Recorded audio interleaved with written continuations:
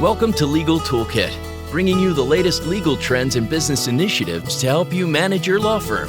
With your host, Jared Correa. You're listening to Legal Talk Network. Hello, everyone, and welcome to another episode of the award-winning Legal Toolkit podcast here on Legal Talk Network. If you were looking for the series finale of Game of Thrones, you might want to skip that one. Word to the wise. No spoilers here, but just so you know. If you're a returning listener, welcome back. If you're a first-time listener, hopefully you become a long-time listener. And if you know what bubble tea is, can you please tell me?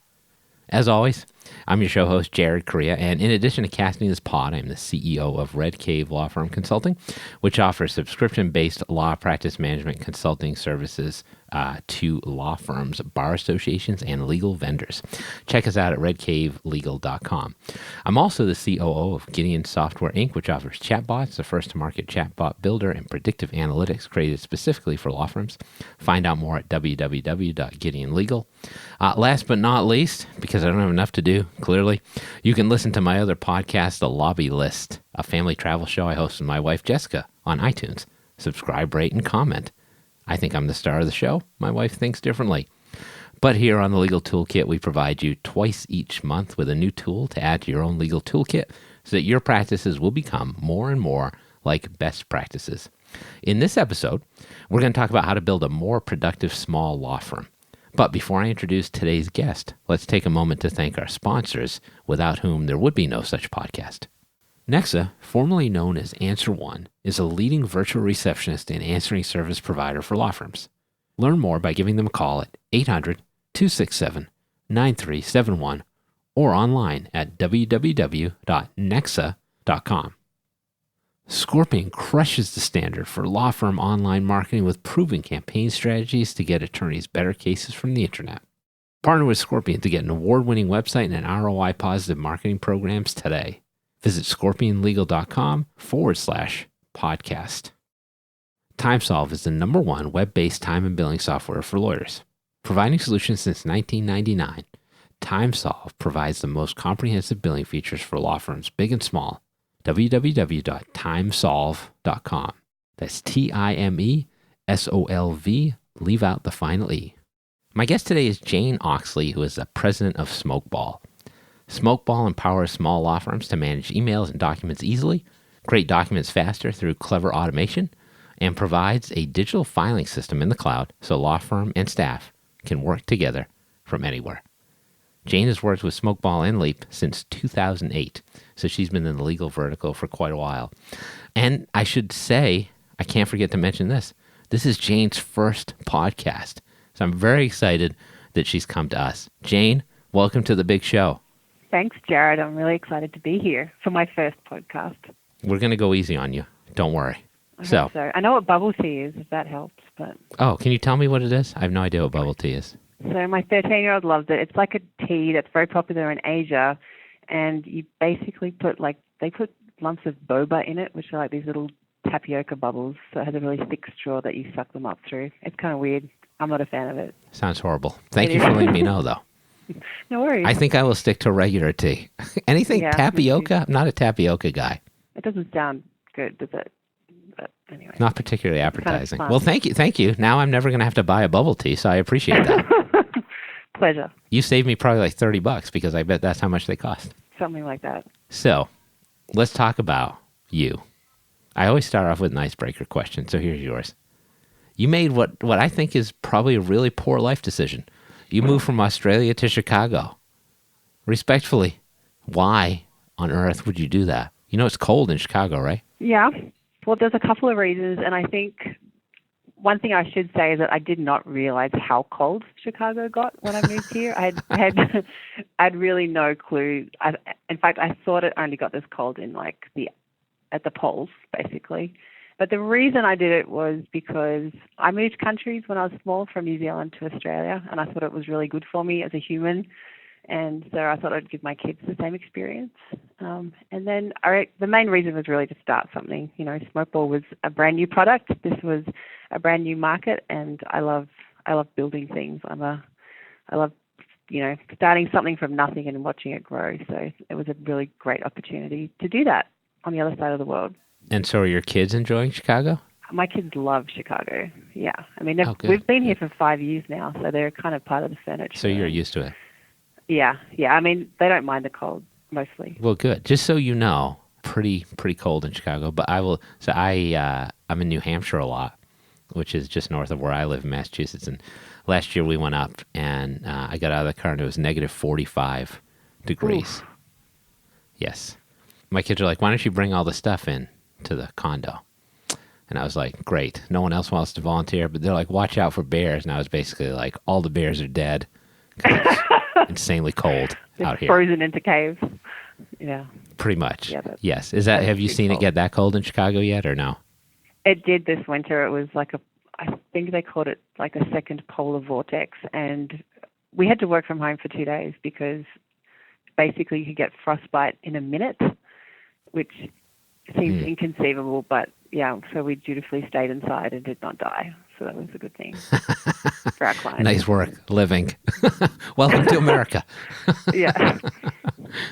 All right, so let's get to real questions, because this is a legal toolkit podcast and people want to talk about law firm stuff, right? So leaving aside your questionable geographic choices. So let's talk about a subject that's near and dear to your heart. I know, productive law firms.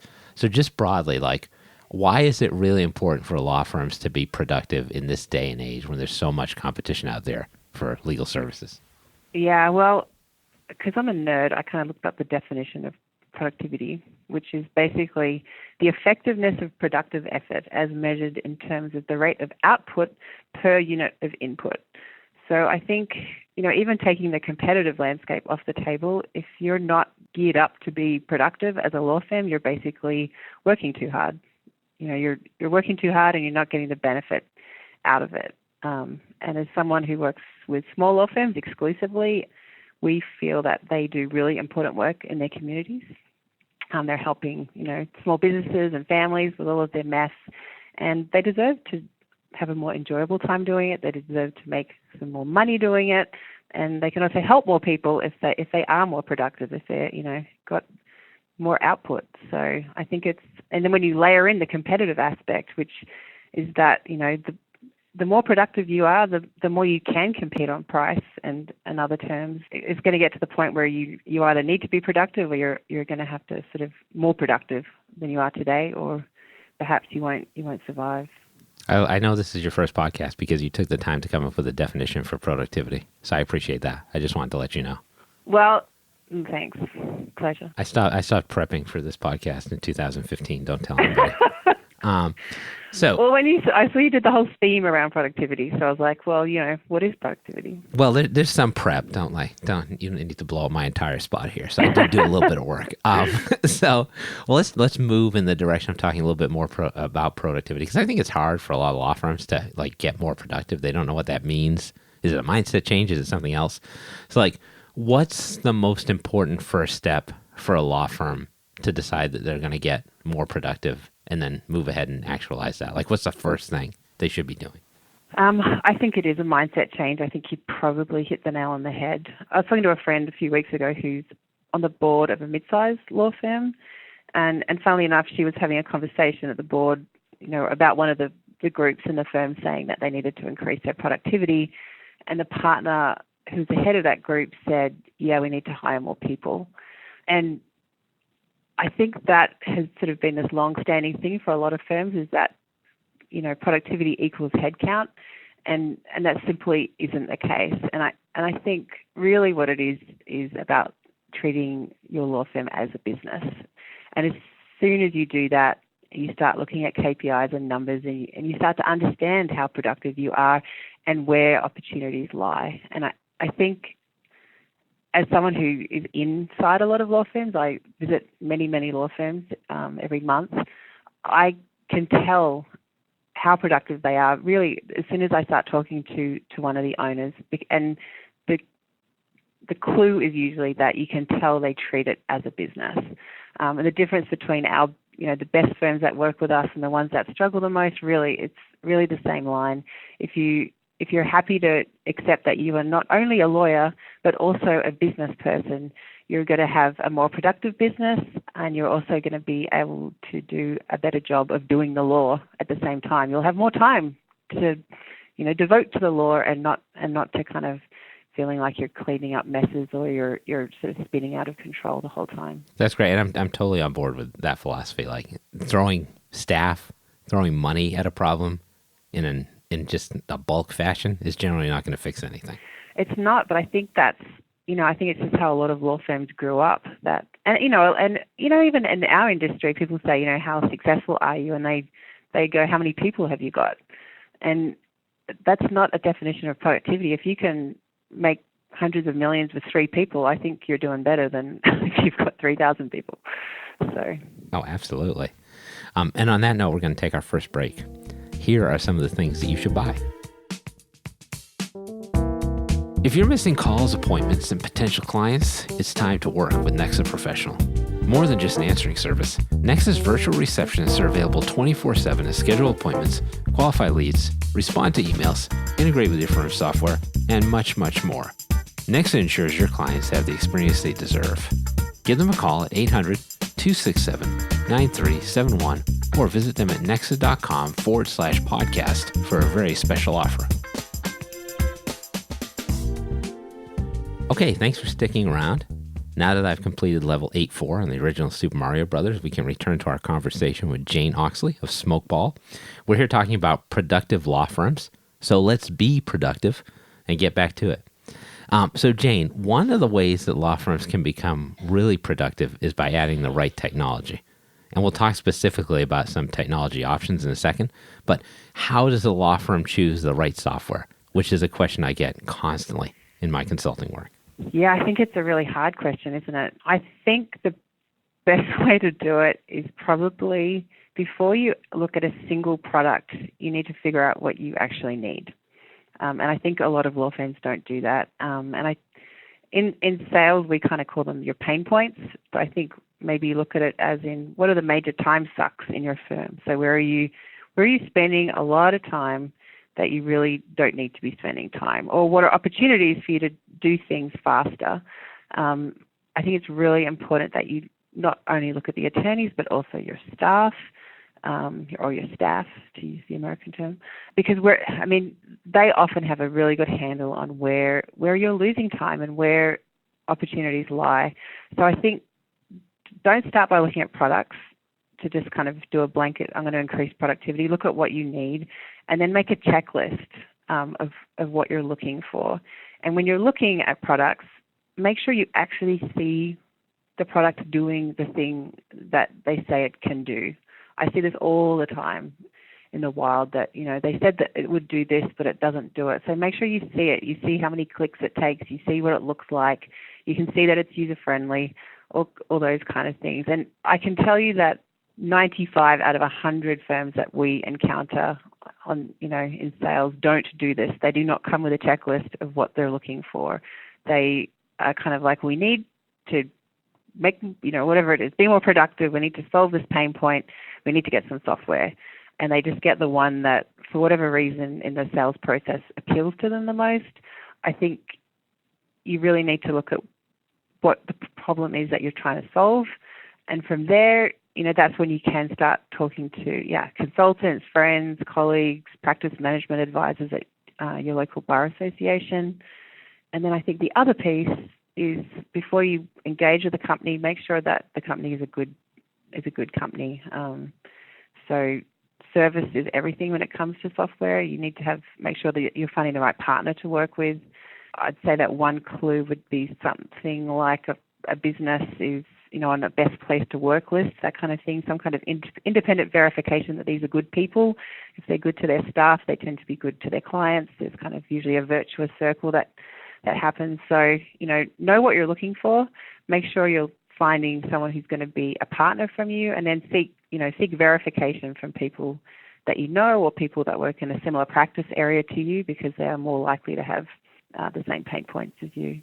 Yeah, that's great. I especially like your notion of asking a software provider to perform a function rather than just suggesting that it exists, because I have seen that happen before as well. Yeah. So let's now talk about like specific features of products. So document automation, I think, is a great way to get more productive. Like, and it's really severely underutilized in the legal industry. So can you talk a little bit about the value of document automation? So it's just not me saying it anymore. Yeah, well, I'm the same as you. I'm a bit of an evangelist. I think document automation is definitely one of the low-hanging fruits for productivity. It's pretty obvious that you're going to increase the output for the input that you put in. I don't know why. I mean, maybe people are scared off by the fact that you do have to do some legwork at the beginning, and you got to put that work in, but then you definitely get it back many, many, many times once you do that work. When I look at document automation in Smokeball, it's not only just merge fields that fill in information so you're not repetitively typing the same thing over and over again. It's also changing, you can change what happens in the document based on the facts of the case, which saves you more time. So, you know, if you're doing a complicated trust and there's children, it can put in paragraphs that would not be there if there were no children listed on the matter, and so on and so forth. So, I mean, we've had clients who've told us that a trust document that took them an hour and a half previously would take 10 minutes, which is, you know, a huge benefit. But even if you're not doing trust and you're just doing, you know, standard letters or pleadings, it just saves you a ton of time. And when you look at the cost of software versus the cost of headcount, going back to headcount, software is really, really cheap and accessible. And then there's other bonuses, like you get the bonus of lower risk of error, which is great for any business. You get the bonus of standardization, which I actually think is really, really important. As you know, as someone who runs a business, I want to know that when our staff are engaging with our clients, they're engaging in a way that we would be proud of. And in a lot of small law firms, every staff member, every attorney can have their own engagement letter. They can have their own documents that they use. If I was the owner of a small law firm, I would like to know that the engagement letter was standardized, that we are very happy with this professional image, and the wording is important. You know, it mitigates risk for your firm. So putting that legwork in to get a standardized set of documents is not only making you far more productive, it's also making sure you have a professional face to the world, that you're proud of the work that you do, and you're not, you know, sending documents out with errors, which is potentially embarrassing or worse, depending on the case. I couldn't have said it better myself. So since you talked about pain points before, let's talk about another big pain point for lawyers. Time tracking, right? Lawyers hate time tracking. They always have. Nobody likes to be beholden to a clock. So I know that there are some legal specific products out there that are offering automated time tracking, either as a standalone software or as part of a larger software. So how does that work? How can lawyers become comfortable with utilizing something like that? Because I think a lot of people don't know about this even at this juncture. So if you give us a little overview and why you would do automatic time tracking, that would be great. I think automatic time tracking is a total no-brainer because I've never met a lawyer who enjoys tracking their time. As you said, it's not something that you enjoy at all. And I can talk about it through our lens because the way we do it is, it sounds like it sounds like voodoo magic, but basically Smokeball is a product that you use from end to end. So you're creating your documents, you're reviewing emails, it's pulling your emails in, it's got your calendar, you've got basically everything you do, your calendar events, like your meetings, your court attendance and so on. We actually kind of realized it a few years ago that we knew what our clients were doing better than they know themselves. And so we just started building all these timers behind everything that we do, and we realized that we already know what matter they're working on because everything's tied to a case. And we rolled it out probably 2 years ago. And I think at the beginning people were pretty skeptical of it because it does seem kind of strange on some front to trust the software to do this. But it's very transparent. You can see, you know, every day that this time doesn't go straight onto an invoice, but we do enter the time for you. We can do that if they want to do that. But it does it in a very granular way. So if you're a family law firm, obviously you're at the scrutiny of the court a lot. They'll look at your bills and decide whether or not you should get paid for all this work that you've done. So it's really important that you are granular and show every piece of work that you did, and we're able to do that. So I think it's a no-brainer. I feel like people often don't believe that can be done. And you're right, there are other tools like, I don't know all of them, but like Chromata that do it as a standalone that integrates with other software. So Nancy Schaefer, who's a client of ours, she is a family law attorney, and she tells me that she's billing 30% more now. And I wondered how that could be, but it's not only that she was pretty terrible at keeping track of her time before. It was also that how she's valuing her time, because small law firms, particularly, again, that's my world, they're not the ones who tend to overcharge generally. They tend to undercharge because they look at their client and they think they can't afford this. So they start by terribly recording their time, so they're already kind of under a lot, and then they discount it down from there. So they're not even close to the realistic amount of time they spent on the case. And as Nancy said to me last week, she's realized that sometimes she thought she was spending 5 minutes on a document, but she was actually spending 30 minutes, which is a big difference in a day. Oh, yeah. Sounds about right. Yeah. And nice shout out to Chromata, by the way. My friend Brett Owens, unfortunately a Buffalo Bills fan. Go ahead.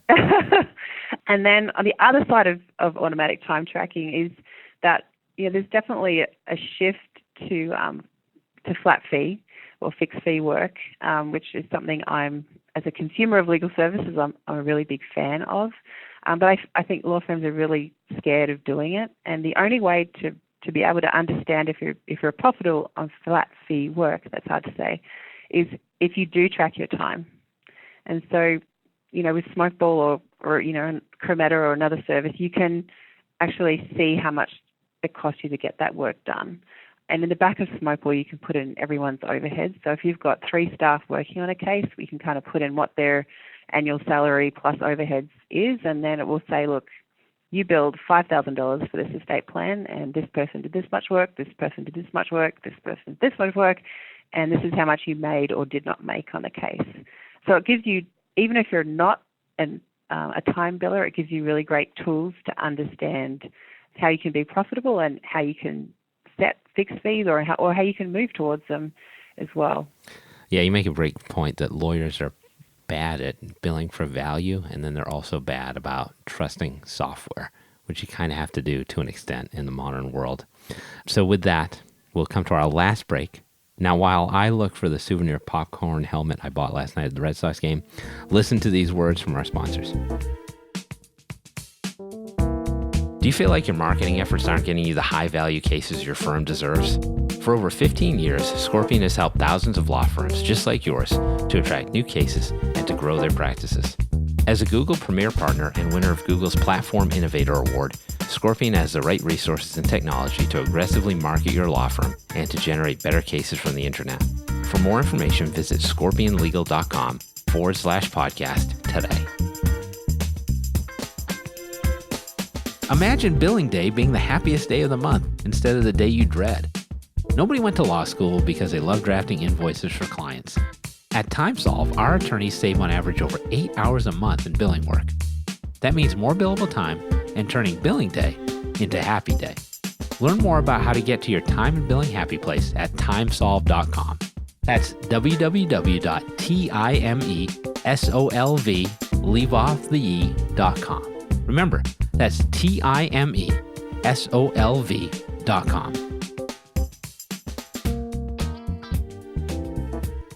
Hey, thanks for coming back one more time. We'll try to do better in this segment.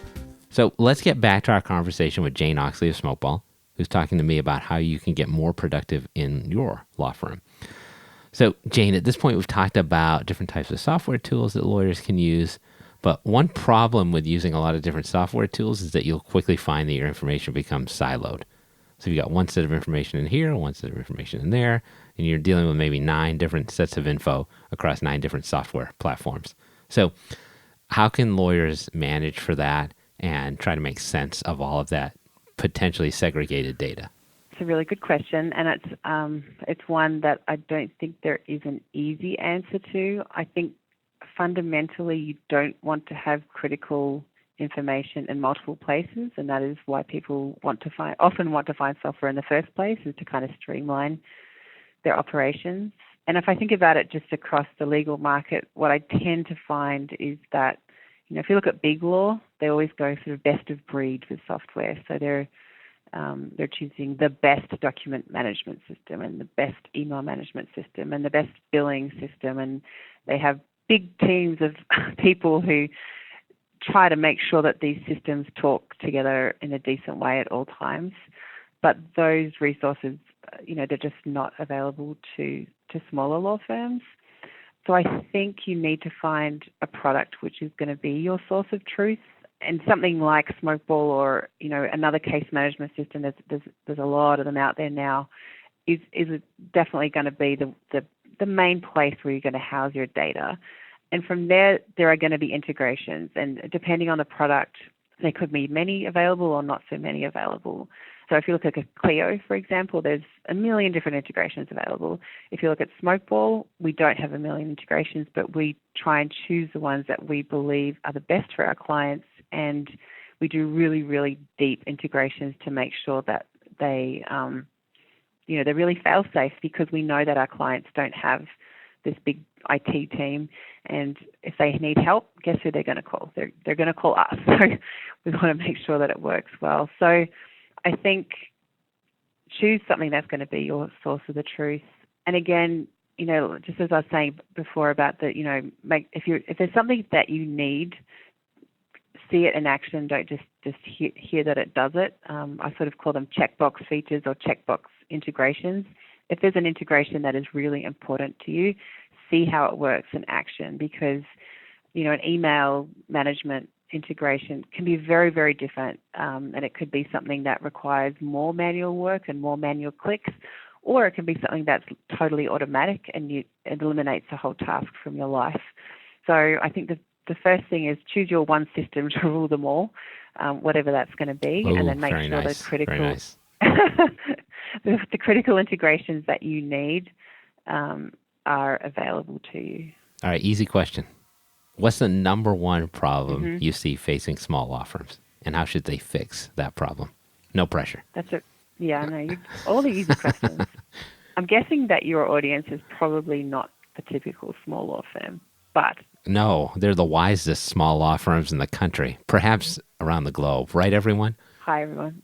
Okay, so I would say that the biggest problem that I see is that law firms can feel disorganized, a bit out of control, stressed out, and worried about deadlines, which is not one problem, but I think it's like a general malaise of this is harder than it should be.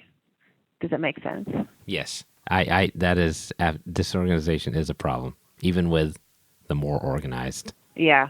The more organized law firms are still relatively disorganized, and I think they know it for the most part. They do know, and I mean, I think it's funny because Smokeball does, a lot of different things, but when I speak to people about, why they love it, they'll usually say it's because everything's in one place. And I think getting your data into one place where you feel like you can put your hands on your data at any time, I think is really, really important for your stress management. So that makes sense. Like getting your data in one place prevents siloing. It also helps you become more organized. Let's talk a little bit about a cool advertising campaign you guys recently came out with, which got some coverage in the legal media and perhaps the regular media as well. I don't know. But Smokeball just did a couple, I think, of YouTube commercials featuring Callista Flockhart. Many people know her more along the lines of Ally McBeal, which was a famous legal show set in Boston. So I think that's totally unique in the legal tech world. I haven't seen anybody get like a celebrity endorser before. So why did you decide to go that particular route? And then can you promise me that you get Callista Flockhart on this podcast too? Because I feel like that needs to happen. So yeah, it is, I think, totally unique. It was definitely something a little bit crazy, I think, that we did. But we definitely wanted to do something different. It's a really competitive market, believe it or not, the small law firm practice management, case management space. And we wanted to do something that would kind of put us on the map and also put the whole automatic time tracking piece of Smokeball on the map. If you've watched the video, Callista talks about it at length. Yep. Oh, I like how you're friends. You guys are on a first name basis. That's pretty cool. She's very nice. I don't think it would have happened if the creative wasn't good. It was a really good funny script, and it was funny. It was like yeah, legitimately funny. Legitimately, and it's crawling its way through the interwebs, and that's what we want it to do. So I think it was a good decision, but it was, it definitely surprised a lot of people. And I can promise you that it is highly unlikely she'll come on the podcast. Oh, man. That's too bad. I'm sorry. She should reconsider. Callista, if you're out there, we can be friends too, just like you and Jane. All right. My last question to you. This is a new segment I've created. It's called Tweets You Forgot About. So I read you back an old tweet of yours and you comment on it. Are you ready? I think so. All right, good, because that was largely a rhetorical question I was going to ask you anyway. Okay, here's your tweet from November 2nd, 2016. Everyone is out on the street. Why was everyone out on the street? What happened? November the 2nd? Yes, 2016. Now, I know why. The Cubs won the World Series. Is that when? Is that what it was? Right. Yeah, that was really exciting. Correct. I'm a big Cubs fan. So have you become, so all right, you're Cubs fandom, right? Have you become a Cubs fan since you moved to Chicago? Or were you inexplicably a Cubs fan in New Zealand? I was really never a fan of any sport, but the Cubs somehow gets into your soul. And I live probably half an hour walk from Wrigley Field, so I can stroll down on a summer evening, with a beverage in your hand, and it's a beautiful experience. So, yeah. A beverage, you say? Like a bubble tea? Or a beer, maybe. To use my American beer. Oh, that's better. So you become a Cubs fan. That's good. You came at the right time. Everybody else had to wait like 108 years for a World Series. But you got to wait crazy. Like 3. Yeah. It's pretty good. Very lucky. Very lucky. As someone who has had a long World Series drought as well for the Red Sox, that's really fun to break a curse like that. So yeah. I hope, and you're still going to games, I assume, as well, from time to time? I am. I've been to 3 already this year. Oh, that's pretty good. Yeah, they're a good team. I got some Cubs on my fantasy baseball team. All right, we can end with that. I won't torture you any longer. Sadly, in particular this time, because this was a fun episode, Jane Oxley's first podcast. We've reached the end of yet another episode of the Legal Toolkit podcast. This was a podcast about law firm productivity, and we've been talking again with Jane Oxley of Smokeball. Now, I'll be back on future shows with further insights into my soul, the soul of America, and the legal market. If you're feeling nostalgic for my dulcet tones, however, you can check out our entire show archive anytime you want at LegalTalkNetwork.com. So thanks again to Jane Oxley of Smokeball for making an appearance as my guest today. All right, Jane, can you tell everyone how they can find out more about you and about Smokeball? I guess the best way is to go to www.smokeball.com, or you can reach me on LinkedIn. I'm just Jane Oxley. There aren't a ton of us out there. Or you can email me if you want, jane.oxley@smokeball.com. Remember, find this Jane Oxley. And Smokeball, just to confirm, is a law practice management software system. It's not a bath bomb or a type of firework, right? No, unfortunately. Not as exciting as that. That's next time. That's your next career option. All right, so thanks again to Jane Oxley of Smokeball. Finally, thanks to all of you out there for listening. This has been the Legal Toolkit podcast, where we don't need no stinking badges. Thanks for listening to Legal Toolkit, produced by the broadcast professionals at Legal Talk Network.